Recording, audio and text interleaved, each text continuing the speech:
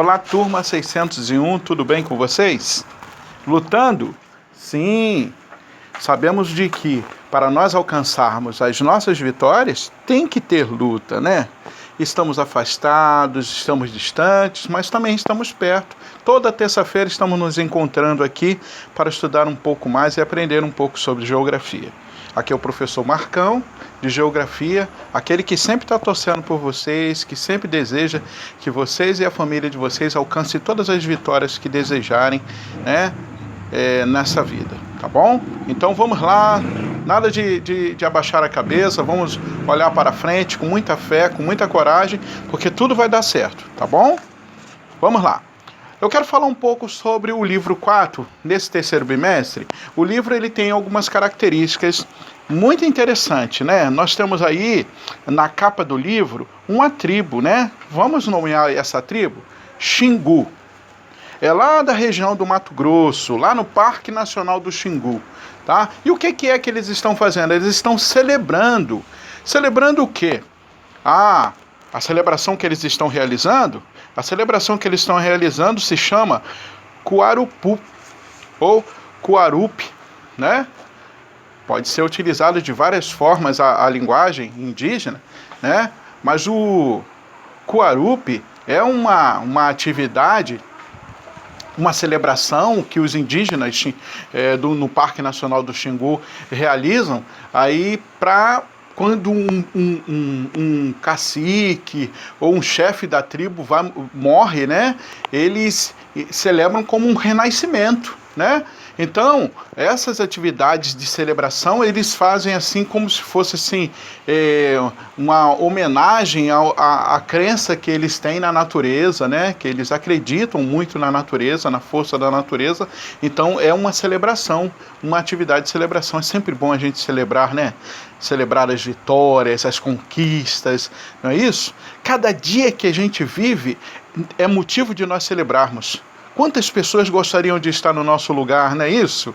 Gostaria de, no caso, estar celebrando o dia de hoje, estar vivendo, mesmo em meio às dificuldades da vida. Às vezes, nem sempre as coisas andam do jeito que nós queremos. Mas olha, eu tenho certeza de que pessoas dariam toda a fortuna das suas vidas para desfrutar de um dia que nós estamos desfrutando hoje. Só para você ter uma ideia o quanto que é importante nós estarmos sempre com esse sentimento de celebração, de gratidão, de adoração pela vida, né? Sempre encarando a vida de frente, tá bom?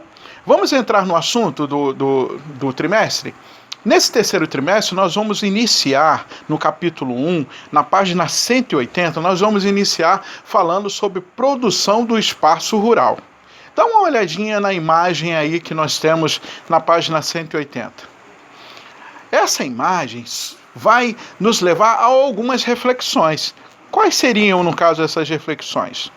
Quais são as principais características do espaço rural?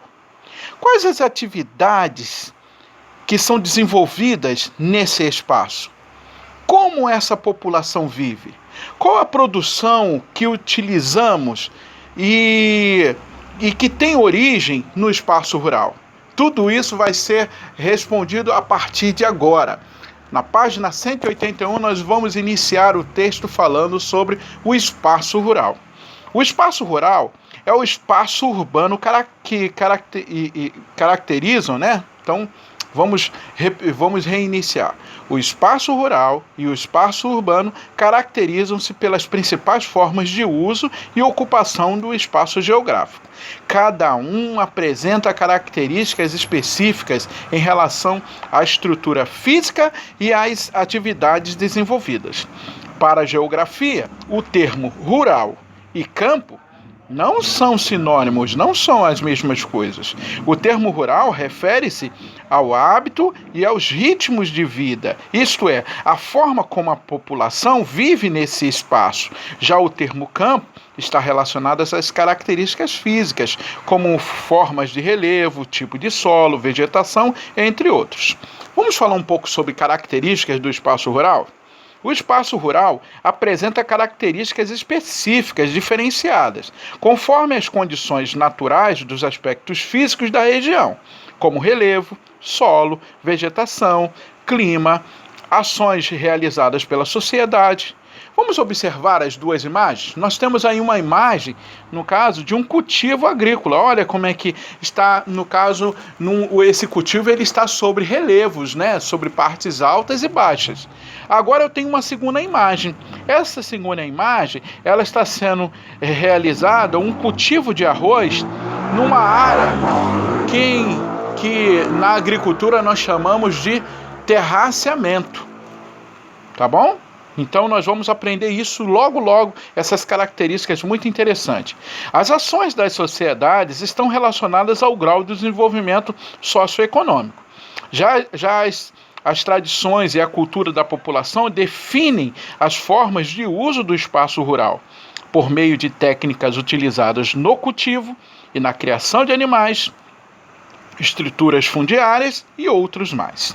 A estrutura fundiária caracteriza-se pela distribuição e pela organização das propriedades rurais no território de cada país e está vinculada às leis desse país. O sistema extensivo, né? Como é que acontece, no caso, um sistema extensivo no espaço rural? O sistema extensivo de produção é praticado sem o uso de máquinas e produtividade. E a produtividade é relativamente baixa, pois depende da fertilidade natural do solo. Então, como é que eu realizo no caso? Vou explicar, né? Vamos explicar porque a gente acaba lendo, a gente lê, a gente ouve, mas a gente não entende, né? Então vamos explicar. Como é que funciona o cultivo agrícola no sistema extensivo? O sistema extensivo, ele é praticado sem o uso daquelas máquinas, né? É mais aquele cultivo, no caso, manual, né? Onde o ser humano ele tem mais contato, no caso, com a atividade agrícola, né? Não existe, no caso, maquinário e a produtividade é relativamente baixa. Eu não tenho, no caso, aquela preocupação de encher os celeiros, né, para exportação. A utilização é mais local, né? Pois depende da fertilidade natural do solo. Então eles utilizam, no caso, até a própria atividade, no caso, né, sem aquela questão, no caso, de propriedades químicas, né, para grande produtividade. Já o sistema intensivo, ele é caracterizado pelo uso de técnicas e tecnologias nas etapas de produção. Então você já viu que o sistema, no caso de agricultura extensiva, é sem o uso de máquinas. E a agricultura intensiva é o uso intenso de tecnologia, de produtividade, de maquinário e de todo um sistema para ter uma grande produtividade. Ok? Utiliza-se maquinários agrícolas como tratores, colheitadeiras, entre outros, bem como insumos químicos, sementes selecionadas e outros mais. Há ainda as agroindústrias que se caracterizam pelo uso de matérias-primas de origem agropecuária.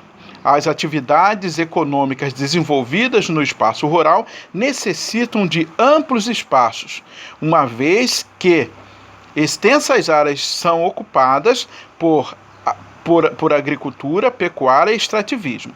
As propriedades, portanto, são maiores que as existentes nos espaços urbanos e as casas são mais distantes uma das outras.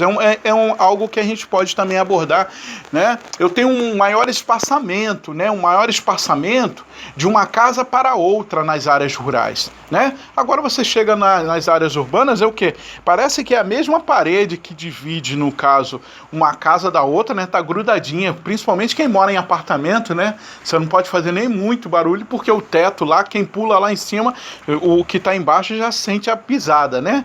Então, assim, não existe tanto espaçamento. Agora, nas áreas rurais, eu tenho, no caso, uma casa aqui, aí você anda um pedaço, já tem uma outra casa, então tem um maior espaçamento nas áreas rurais. Essa é uma característica muito interessante. Tá? tá bom? Na página, então, 182, vamos lá. Na página 182, nós temos aí uma interação muito interessante, né? Que vocês vão fazer aí, quando nós voltarmos, se Deus quiser, nós vamos ter a oportunidade de fazer essa interação em grupo. Vamos então falar um pouco agora sobre as atividades econômicas. As paisagens rurais caracterizam-se por elementos como fauna, flora, estrutura geológica, que são os minerais e as rochas, recursos hídricos e outros, que são conhecidos como recursos naturais. Esses recursos são utilizados para suprir diretamente as necessidades das sociedades como matéria-prima de diversos tipos de indústria. Como os recursos naturais são explorados economicamente, denomina-se riqueza natural em estado bruto e são classificados em renováveis e não renováveis. Os recursos naturais não renováveis são os elementos naturais que não se renovam no tempo civil das sociedades. Quando a gente fala tempo civil da sociedade, é o tempo da existência, né? Ela não se renova com muita facilidade, né? Isto é, a sua renovação ocorre em tempo geológico, quer dizer, milhares de anos, não é isso? Há milhares de anos só dá para ter uma nova etapa daquele recurso natural, não renovável, só depois de milhares de anos que se passarem. Por exemplo, vou te dar uma ideia. No caso, os recursos renováveis como o petróleo. O petróleo é um recurso que, para ele chegar, no caso, a esse material que nós chamamos de petróleo, né, que são os elementos fósseis, são, no caso, os combustíveis fósseis, eu tenho que ter, no caso, milhares e milhares de anos, né, milhões de anos ali, daqueles ossos ali sofrendo, no caso, pressão de calor, entendeu? Para que toda essa estrutura fóssil ela se transforme, no caso, em petróleo, que é, no caso, aquele material escuro que vai sair para ser, no caso, uma matéria-prima de vários produtos que nós utilizamos hoje na sociedade. Vamos continuar a nossa leitura. Portanto, quando as reservas forem exploradas totalmente, esses recursos deixarão de existir. Combustíveis fósseis e minerais fazem parte desse grupo. Vamos agora para os recursos naturais renováveis.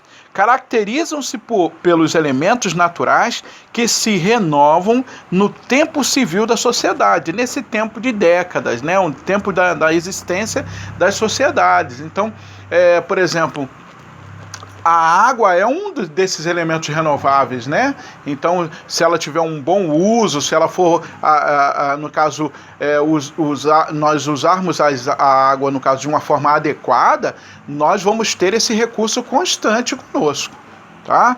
Então, eu estou dando como exemplo, mas há outros recursos, no caso, naturais renováveis, tá? O que possibilita a exploração, as energias solares, a eólica, a hídrica, são exemplos desses recursos.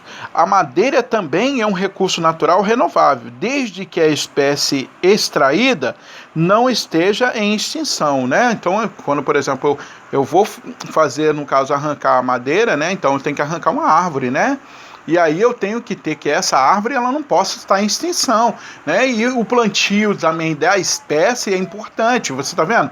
É por uma questão de preservação, mas não é preciso milhões de anos para que passa a existir novamente, né? Apenas meses, né? Você já começa a ter o brotinho da árvore lá de novo, lá sendo crescido novamente, tá? As atividades econômicas desenvolvidas no espaço rural fazem parte do setor primário. A agricultura, pecuária e extrativismo. Na agricultura, nós desenvolvemos o cultivo de vegetais, como soja, milho, feijão, frutas e hortaliças. Na pecuária, a criação de animais, como bovino, equinos, ovinos, cabrinos, etc. E no extrativismo pode ser o vegetal, o animal e o mineral. Ok? Além dessas atividades, o turismo está crescendo no espaço rural por meio de hotéis fazenda, pousada e ecoturismo, que é uma outra atividade econômica também praticada e que está crescendo muito nos dias atuais. Vamos ficando por aqui, vamos realizar nossa atividade lá no fórum e depois nós vamos para o segundo tempo de aula, quando iremos fazer uma atividade, vamos estudar um pouco sobre agricultura, tá bom? Diretamente. Um grande abraço, daqui a pouco estamos voltando de novo aí com esse novo vídeo aí falando sobre agricultura. Vamos voltar lá para o fórum e fazer o exercício que está proposto agora nesse primeiro tempo de aula.